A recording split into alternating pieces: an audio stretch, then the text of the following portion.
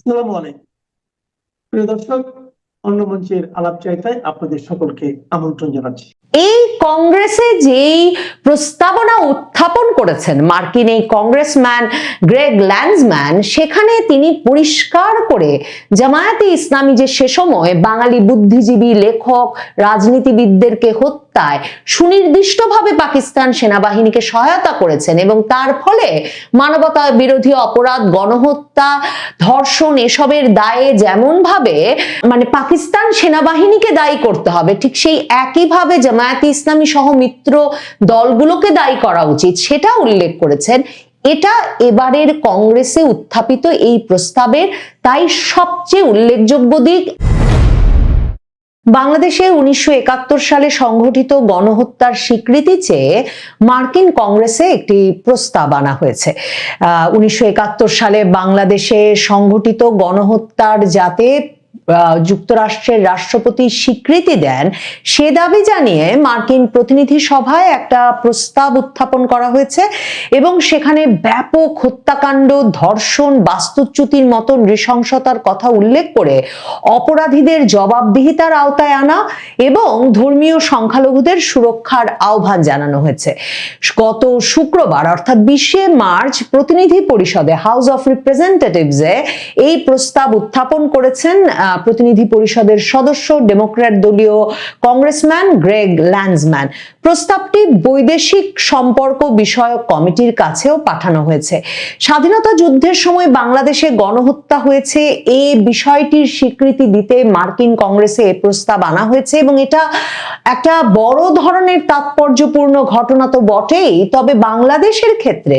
এটি বিশেষভাবে তাৎপর্যপূর্ণ হয়ে উঠছে এমনকি বাংলাদেশের রাজনীতি বর্তমান এবং ভবিষ্যতের জন্য। কারণ প্রথমবারের মতো বাংলাদেশে 1971 সালে পাকিস্তানি বাহিনী যে ভয়াবহ নির্যাতন, গণহত্যা, ধর্ষণ, বাস্তুচ্যুতির মতো ঘটনাগুলো ঘটিয়েছে তার সঙ্গে জামায়াতে ইসলামী সহ ইসলামপন্থী দলগুলোর একটা সরাসরি যোগসাজশ এবং সরাসরি সহযোগিতার বিষয় এই প্রস্তাবে উত্থাপিত হয়েছে, প্রস্তাবে উল্লেখিত হয়েছে। বিশেষভাবে জামায়াতে ইসলামীর নাম পাকিস্তানের সেনাবাহিনীর সহযোগী হিসেবে সরাসরি উল্লেখ নিশ্চিতভাবে, বিশেষ করে বাংলাদেশের সীমানার ভেতরে জামায়াতে ইসলামী নামের কোনো দলের রাজনৈতিক তৎপরতা চালিয়ে যাওয়ার বিষয়টিকে পরবর্তী যে কোনো সময়ে চ্যালেঞ্জের সম্মুখীন করতে পারে যদি সত্যিকার অর্থেই মার্কিন কংগ্রেসের এই প্রস্তাবের প্রেক্ষিতে যুক্তরাষ্ট্রের প্রেসিডেন্ট, আমেরিকার প্রেসিডেন্ট কংগ্রেসে এই দাবিকে স্বীকৃতি দেন যে বাংলাদেশে 1971 সালে গণহত্যার ঘটনা ঘটেছিল। এই যে কংগ্রেসম্যান যে প্রস্তাবটি এনেছেন সেখানে তিনি 119তম কংগ্রেসের দ্বিতীয় অধিবেশনে 20শে মার্চ এই প্রস্তাবটি উত্থাপন করেছেন। এই প্রস্তাবনার যে রেজলিউশন সেটি হচ্ছে রেজলিউশন 1130 এবং এতে বলা হয়েছে মানবতার বিরুদ্ধে অপরাধ, যুদ্ধাপরাধ এবং গণহত্যার ঘটনাগুলো স্বীকৃতি দিতে হবে যাতে ভবিষ্যৎ প্রজন্মের স্বার্থে এই বিষয়টি মনে থাকে, এটা স্মৃতিতে থাকে মানব জাতির এবং এটা নথিবদ্ধ করা হয় যে 1971 সালে বাংলাদেশে গণহত্যা, ধর্ষণ, বাস্তুচ্যুতির মতো ভয়াবহ অপরাধ সংঘটিত হয়েছিল এবং তাতে যারা ভুক্তভোগী হয়েছিলেন বাঙালি জাতির যে সদস্যরা এবং হিন্দু সম্প্রদায়ের যে সদস্যরা এর ভুক্তভোগী হয়েছিলেন তাদের এই স্মৃতি যাতে সংরক্ষিত থাকে এবং ভবিষ্যতে এমন নৃশংসতা প্রতিরোধ করা যায়। এই রেজলিউশনে যে রেজলিউশন এনেছেন ডেমোক্র্যাট দলীয় এই কংগ্রেসম্যান, সেখানে প্রস্তাব করা হয়েছে যাতে যুক্তরাষ্ট্রের হাউস অফ রিপ্রেজেন্টেটিভ প্রতিনিধি পরিষদ 1971 সালের 25শে মার্চ পাকিস্তান সশস্ত্র বাহিনী বাংলাদেশের জনগণের বিরুদ্ধে যে নৃশংসতা চালিয়েছে তার তীব্র নিন্দা জানায়। প্রতিনিধি পরিষদ যেন স্বীকৃতি দেয় যে পাকিস্তান সেনাবাহিনী এবং তাদের ইসলামপন্থী মিত্ররা, জামায়াতে ইসলামী সহ ইসলামপন্থী মিত্ররা এখানে সরাসরি জামায়াত জামায়াতে ইসলামীর নাম উল্লেখ করা হয়েছে কংগ্রেসের এই প্রস্তাবে। সেখানে বলা হচ্ছে যে প্রতিনিধি পরিষদ যেন স্বীকৃতি দেয় যে পাকিস্তানি সেনাবাহিনী এবং তাদের জামায়াতে ইসলামী সহ ইসলামপন্থী মিত্ররা ধর্ম ও লিঙ্গ নির্বিশেষে জাতিগত বাঙালিদের নির্বিচারে গণহত্যা করেছে, তাদের রাজনৈতিক নেতা, বুদ্ধিজীবী, পেশাজীবী ও শিক্ষার্থীদের হত্যা করেছে এবং 10,000-এরও বেশি নারীকে যৌন দাসত্বে বাধ্য করেছে। একই সঙ্গে তারা হিন্দু ধর্মীয় সংখ্যালঘুদের টার্গেট করে গণহত্যা, গণধর্ষণ, জোরপূর্বক ধর্মান্তর এবং বলপূর্বক দেশত্যাগের মাধ্যমে নির্মূল করার চেষ্টা করেছে। এবং সেখানে বলা হয় যুক্তরাষ্ট্রের প্রেসিডেন্টকে প্রতিনিধি পরিষদ যেন আহ্বান জানায় 1971 সালে পাকিস্তানি সশস্ত্র বাহিনী এবং তাদের সহযোগী জামায়াতে ইসলামীর দ্বারা জাতিগত বাঙালি হিন্দুদের বিরুদ্ধে সংঘটিত নৃশংসতাকে মানবতা বিরোধী অপরাধ, যুদ্ধাপরাধ এবং গণহত্যা হিসেবে স্বীকৃতি দেওয়ার জন্য। মানে 2024-এর 5ই আগস্টের পর থেকে বাংলাদেশের রাজনীতিতে একেবারে ক্ষমতার কেন্দ্রে চলে আসা জামায়াতে ইসলামী যখন যে কোনো অপরাধকেই মানবতা বিরোধী অপরাধ বা গণহত্যা হিসেবে সংজ্ঞায়িত করতে চাইছে, এমনকি ঈদের ছুটিতে যে ভয়াবহ সব সড়ক দুর্ঘটনা, রেল দুর্ঘটনা ঘটেছে, যানজট সহ যেসব বড় ধরনের অব্যবস্থাপনার ঘটনা ঘটেছে নতুন সরকারের নিয়ন্ত্রণাধীনে ব্যবস্থাপনায়, বিএনপি সরকারের ব্যবস্থাপনায়, সেটাকেও জামায়াতের আমির ডাক্তার শফিকুর রহমান ঈদ যাত্রার অব্যবস্থাপনা এবং দুঃখজনক দুর্ঘটনাগুলোকে মানবতা বিরোধী অপরাধ হিসেবে চিহ্নিত করেছেন। তিনি বলেছেন এই যে বেশি ভাড়া দিয়ে গরিবদের ঢাকার বাইরে যেতে হয়েছে, বাড়িতে ফিরতে হয়েছে, এগুলোকে জামায়াতে ইসলামী মানবতা বিরোধী অপরাধ বলে মনে করে। জামায়াতে ইসলামী এই যে কোনো অপরাধকে মানবতা বিরোধী অপরাধ হিসেবে সংজ্ঞায়িত করতে চায়, কিংবা 2024-এর 5ই আগস্টের পর জুলাই আগস্টে বাংলাদেশে যে সরকার বিরোধী বিক্ষোভ হয়েছে এবং সেই সরকার বিরোধী বিক্ষোভ দমনে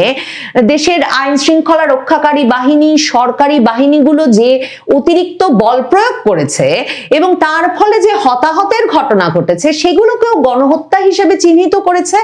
এবং তারই ফলশ্রুতিতে আন্তর্জাতিক অপরাধ ট্রাইব্যুনালে শেখ হাসিনা সহ আওয়ামী লীগ সরকারের রাজনৈতিক নেতৃবৃন্দ, প্রশাসনিক নেতৃবৃন্দ, পুলিশ, সামরিক বাহিনীর কর্মকর্তা সহ সাংবাদিক সকলের বিচার করছে। তো এই অবস্থায় জামায়াতে ইসলামীর আসলে বরাবরের একটা রাজনৈতিক লক্ষ্য হচ্ছে যে তাদেরকে যতই বাংলাদেশে যুদ্ধাপরাধের দল, রাজাকারের দল, মানবতা বিরোধী অপরাধের দায়ে অভিযুক্ত দল হিসেবে চিহ্নিত করা হয়, তারা ততই সেই অপরাধগুলোকে লঘু করে দেখিয়ে,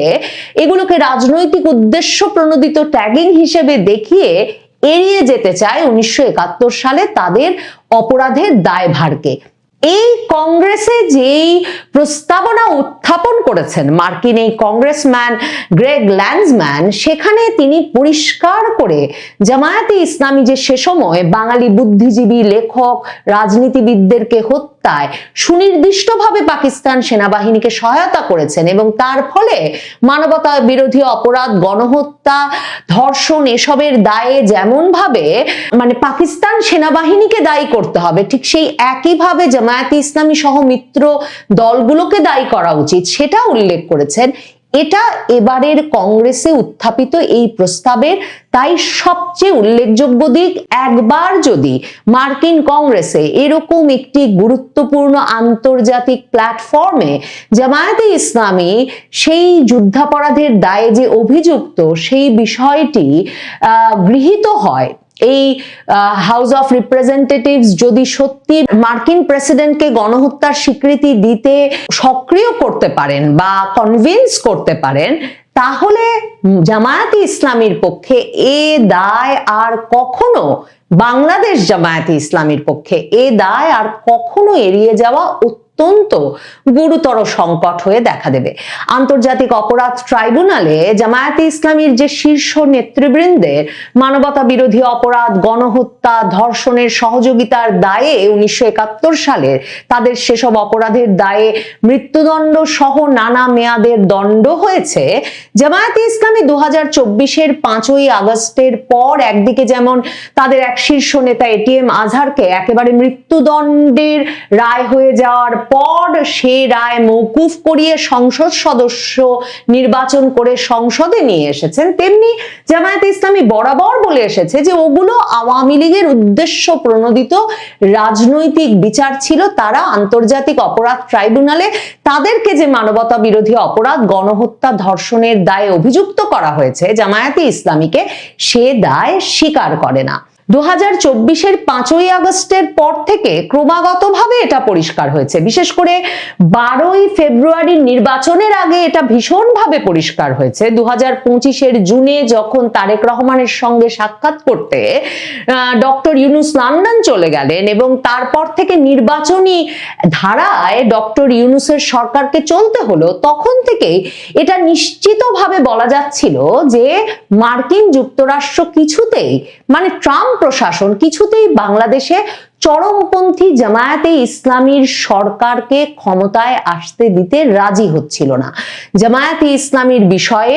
মার্কিন যুক্তরাষ্ট্রের ট্রাম্প প্রশাসনের যখন একটা বড় ধরনের রিজার্ভেশন আছে, বড় ধরনের আপত্তি আছে, সেটা পরিষ্কার হয়েছে 2025-এ ট্রাম্প প্রশাসন ক্ষমতায় আসার পর থেকে। তখন নিশ্চিতভাবেই জামায়াতে ইসলামীকে 1971 সালের গণহত্যার দায়ে কংগ্রেসে অভিযুক্ত করার এই প্রস্তাবকে তাৎপর্যপূর্ণ না বলে উপায় নাই। আওয়ামী লীগ ঘনিষ্ঠ কোনো লবি যুক্তরাষ্ট্রে এভাবে আন্তর্জাতিকভাবেই বাংলাদেশের জামায়াতে ইসলামীর রাজনৈতিক কর্মকাণ্ডকে নিষিদ্ধ করে ফেলার বা প্রশ্নবিদ্ধ করে ফেলার ব্যবস্থা করতে এ উদ্যোগ নিতে এই কংগ্রেসম্যান গ্রেগ ল্যান্ডসম্যানের সঙ্গে কাজ করছে কিনা বলা মুশকিল। আওয়ামী লীগ হয়তো চাইছে তাদের ওপর নিষেধাজ্ঞা তুলে নেওয়ার দাবিতে তাদের কার্যক্রম অব্যাহত রাখার পাশাপাশি তাদেরকে নিষিদ্ধ করতে সবচেয়ে সক্রিয় ভূমিকা রেখেছে যে দলটি জামায়াতে ইসলামী, সেই দলটিকেই রাজনীতি থেকে নিষিদ্ধ করে দেওয়ার আন্তর্জাতিক ব্যবস্থা গ্রহণ করতে। কাজে কোন দিকে যায় কংগ্রেসের এই প্রস্তাব, কোন দিকে যায় জামায়াতে ইসলামীকে গণহত্যা দায়ে দোষী করবার এই উদ্যোগ, সেদিকে লক্ষ্য রাখতে হবে। তবে জামায়াতে ইসলামীর গা থেকে 1971 সালের অপরাধের গন্ধ লুকানো যে ক্রমে আরো কঠিন হয়ে পড়ছে তা বোধহয় নিশ্চিত। কিছুতেই 1971-কে ভুলতে দিতে চায় না জামায়াতকে আওয়ামী লীগ, বিএনপি সহ কোনো পক্ষই, সেটাও নিশ্চিত।